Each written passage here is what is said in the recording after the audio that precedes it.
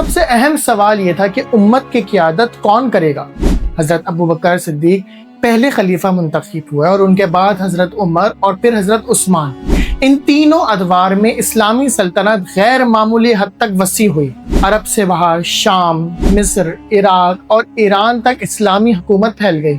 لیکن جتنی تیزی سے یہ سلطنت پھیل رہی تھی اتنی ہی تیزی سے نئے سیاسی اور انتظامی چیلنجز بھی پیدا ہو رہے تھے۔ مدینے سے دور دراز علاقے، خصوصی شام جسے آج سیریا کہا جاتا ہے، جس کا کربلا کے واقعے میں بہت اہم کردار تھا، وہاں مسلمانوں میں عجیب انتشار پیدا شروع ہو گیا۔ دراصل دوسرے خلیفہ حضرت عمر کے دور میں یہاں بنو امیہ کے سردار ابو سفیان کے دوسرے بیٹے حضرت معاویہ کو گورنر کے طور پر بھیجا گیا۔ حضرت عمر کی پالیسیز کے مطابق ہر گورنر کو کچھ مدت بعد دوسری جگہ ٹرانسفر کر دیا جاتا تھا۔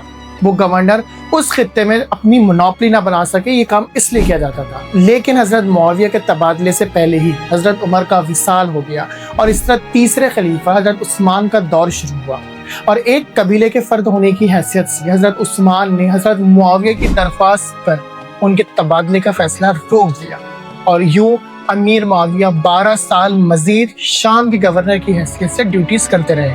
حضرت عثمان رضی اللہ تعالیٰ عنہ کے آخری دور میں مختلف علاقوں سے شکایتیں اور تنقیدیں سامنے آنے لگیں، اور مسلمانوں کے تیسرے خلیفہ حضرت عثمان کو شہید کر دیا گیا۔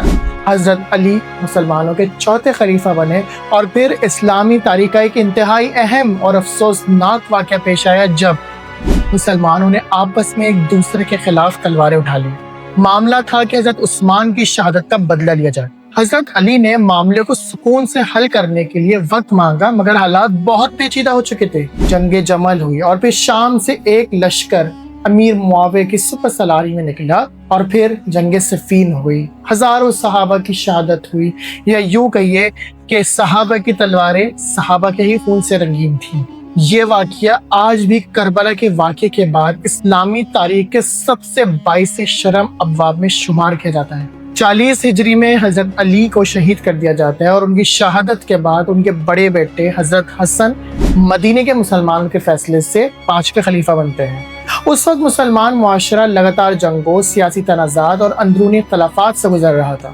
جہاں جنگ جمل اور جنگ صفین کا زخم ابھی تک تازہ تھا، تب دوبارہ سے شام سے مسلمانوں کا ایک لشکر مدینے پہ دوبارہ حملے کی بھرپور تیاری کر رہا تھا۔ ایسے ماحول میں حضرت حسن رضی اللہ تعالیٰ عنہ نے ایک ایسا فیصلہ کیا جو آج بھی اسلامی تاریخ کے اہم ترین سیاسی فیصلوں میں شمار کیا جاتا ہے۔ انہوں نے امیر شام حضرت معاویہ کے ساتھ صلح کر لی۔ بہت سے مورخین کے نزدیک اس صلح کا بنیادی مقصد مزید خون ریزی روکنا اور مسلمانوں کو ایک اور بڑی جنگ سے بچانا تھا۔ تاریخ میں اسے صلح حسن کے نام سے یاد کیا جاتا ہے۔ آخر اس صلح کی شرائط کیا تھی؟ لیکن یہاں ایک بہت اہم بات تھی۔ کربلا کو سمجھنے کے لیے صلح حسن کو سمجھنا ضروری ہے۔ کیا اس صلح کی شرائط امیر شام حضرت معاویہ کی طرف سے پوری ہوئی بھی تھیں یا نہیں؟ اور اگر نہیں ہوئی تو اس کے سیاسی نتائج کیا نکلے؟